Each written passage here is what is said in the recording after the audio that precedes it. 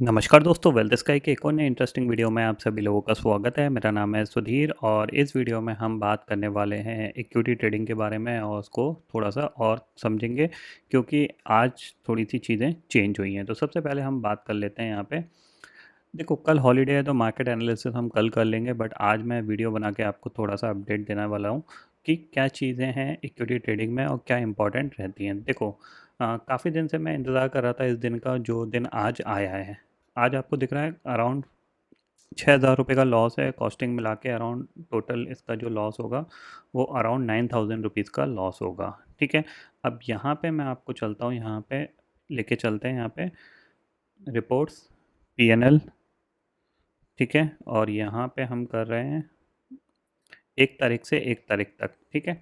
अब आप देखो यहाँ पे कल जहाँ पे हमारा सितंबर मंथ क्लोज हुआ था वो करीब 68,000 पे क्लोज हुआ था। और 1 2 3 4 5 6 7 8 दिन से हम कंटिन्यू प्रॉफिट में थे। आज हमें लॉस हुआ है। ठीक है। क्योंकि एक दो स्टॉप लॉस ऐसे थे जो थोड़े से बड़े ट्रिगर हुए यहाँ पे, क्योंकि थोड़ी सी क्वांटिटी ज़्यादा थी। बट हाँ, लॉस हुआ। तो आप अगर देखोगे यहाँ पे कि सिचुएशन क्या है, सिचुएशन ये है कि इतनी सारी ट्रेड करने के बाद भी और बहुत सारे स्टॉप लॉस ट्रिगर होने के बाद भी सिर्फ और सिर्फ 6,000 रुपीज़ का लॉस है, जो कि हमारे प्रॉफिट के बराबर है। क्योंकि हमें प्रॉफिट भी 8-9 हज़ार 10,000 का मिलता था, तो उसी के बराबर का हमें लॉस है। ठीक है। इक्विटी ट्रेडिंग में यही एक एडवांटेज होता है कि आपको अननेसेसरी बड़ा लॉस नहीं होता है। तो वही चीज़ मैं आपको यहाँ पे एक्सप्लेन कर रहा हूँ। ठीक है।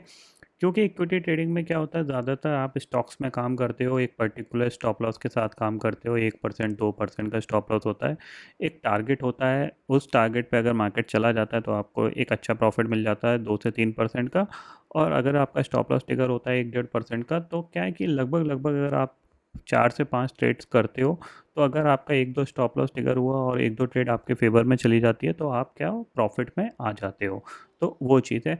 और इक्विटी ट्रेडिंग का मतलब ये भी नहीं है कि आप हमेशा प्रॉफिट में रहोगे। ये चीज़ भी आप ध्यान में रखिएगा। जैसे बहुत सारे लोग मेरे को, मतलब जब मैं ये पीएनएल शो कर रहा था तो मेरे पास बहुत सारे लोग ऐसे कॉल कर रहे थे जो ये सोच रहे थे कि क्या हर महीने 30% बनेंगे। जैसे हमने सितंबर मंथ में 30% प्रॉफिट किया, तो क्या हर महीने होगा?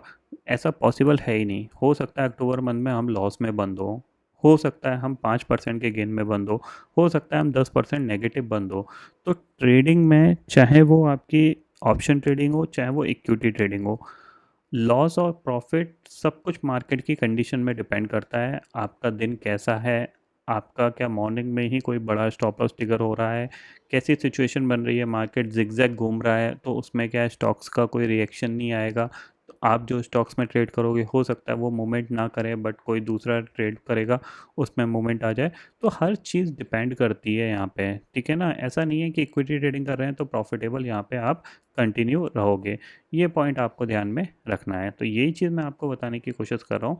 चाहे इक्विटी ट्रेडिंग हो चाहे ऑप्शन ट्रेडिंग हो, आप जो भी करो उसको सीरियस होके करो। एक परसेंटेज वाइज कैलकुलेशन लेके चलो कि क्या कैलकुलेशन हो सकती है रिटर्न्स की, उसके हिसाब से आप काम करो। अपनी कॉस्ट को कम से कम रखो। जैसे मेरी यहाँ पे क्या है, कॉस्ट ये थोड़ी सी ज़्यादा है, तो मैं अपना वही एस में ही ट्रेड करना स्टार्ट करूँगा, क्योंकि एस भी सबसे बेस्ट है राइट नाउ। ठीक है ना। थोड़े से उनके प्लान चेंजेस हुए हैं, उसके बारे में भी मैं एक वीडियो बना के आपको अपडेट कर दूंगा, बट स्टिल ऐसे है सबसे बेस्ट है। ये चीज़ ध्यान में रखिएगा कि अगर आप मतलब मार्केट में काम कर रहे हो तो आपको ब्रोकरेज सबसे कम पे देनी है।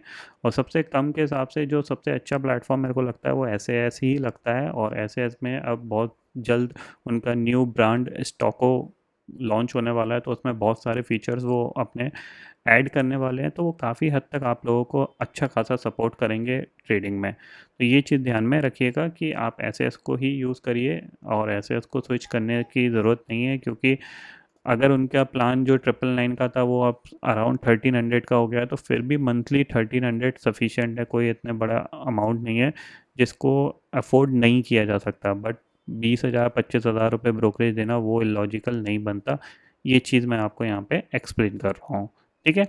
तो आज के दिन में जो हमें लॉस हुआ है वो करीब 5938 का हुआ है, कॉस्टिंग मिला के करीब 9,000 का लॉस हुआ है। देखते हैं एक दो दिन में कैसा मार्केट रहता है। कल छुट्टी है तो जाहिर सी बात है परसों आप ट्रेड करेंगे। और कैसा रहेगा ये मंथ, पता चलेगा जैसे जैसे हम आगे बढ़ेंगे। ठीक है, तो आई होप दोस्तों ये पर्टिकुलर वीडियो आपको समझ में आ गया होगा। दोस्तों फिलहाल इस वीडियो में इतना ही है। आई होप ये वीडियो आपको पसंद आएगा। वीडियो पसंद आता है तो लाइक और शेयर ज़रूर करिएगा और चैनल को जो सब्सक्राइब कर लीजिए, क्योंकि मैं सुधीर लेके आता रहूँगा हर दिन आपके लिए नए नए वीडियो। इसी के साथ शुक्रिया दोस्तों, जय हिंद।